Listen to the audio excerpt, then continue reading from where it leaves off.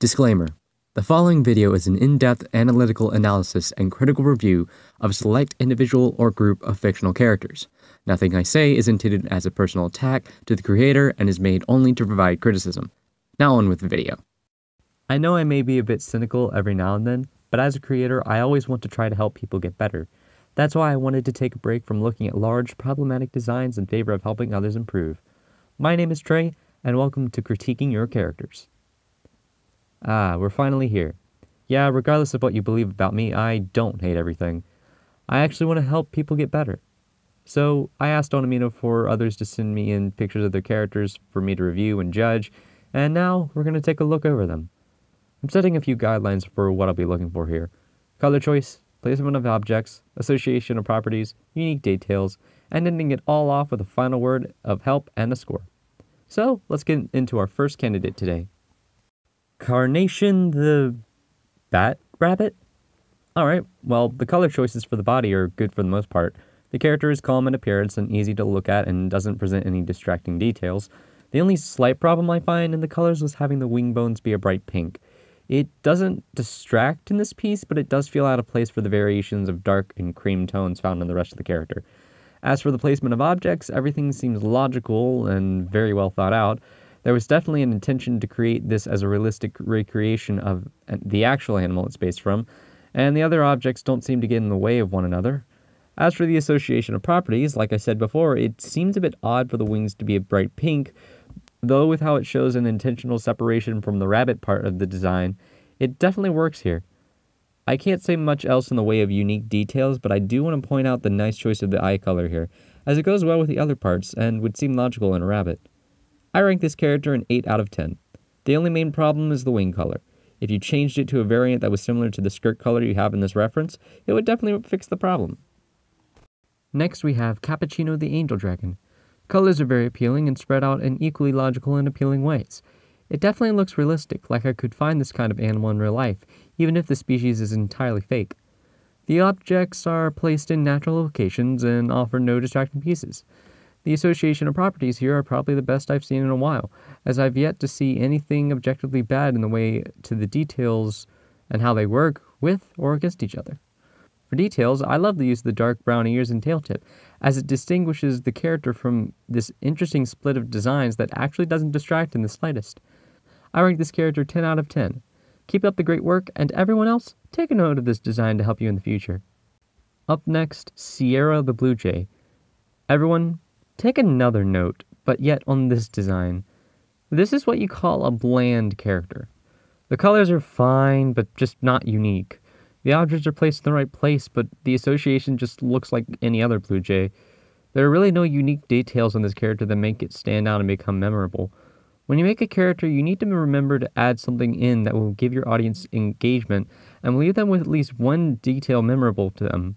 Take, for example, my character Pure. He has a blind eye and contradictory scarf. The eyes and scarf are contradictory to the natural design in his color palette, as to represent a deviation from the norm, which he tends to become. I rank this character as 6 out of 10. It's not bad, it's just not memorable. Don't be afraid to experiment or add things for future, improvements.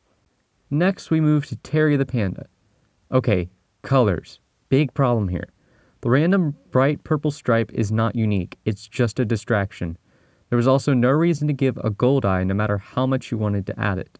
The objects seem placed around alright, but have a few issues that may just come from the art quality, so I don't want to judge it.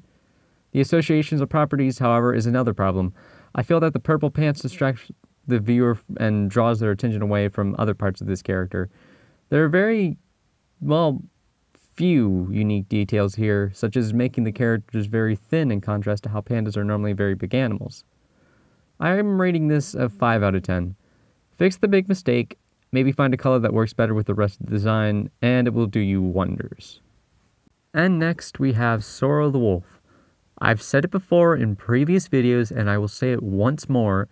It is never a good idea to give your characters an all-right color palette. Tone it down a notch, and look at a chart on how natural colors work with each other, or just look at any color wheel. The placement of objects here is normal, nothing to note in this department other than maybe the big ears. The objects just, well, can't really work well with this color palette. I can't focus on much directly without having at least one issue coming from that palette. A unique detail I did see redeeming in this character was the use of the black cuffs around the assets of the body, though I feel it was a missed opportunity to not put it around the neck as well. This gets a low score of 3 out of 10. Please, for the love of Bob Ross, fix your color palette. And finally today we are looking at Faye the Pixie Wolf. The colors are very natural and don't distract for the most part, other than the bright red nose and tongue, and maybe the eyes, though I never noticed it indirectly.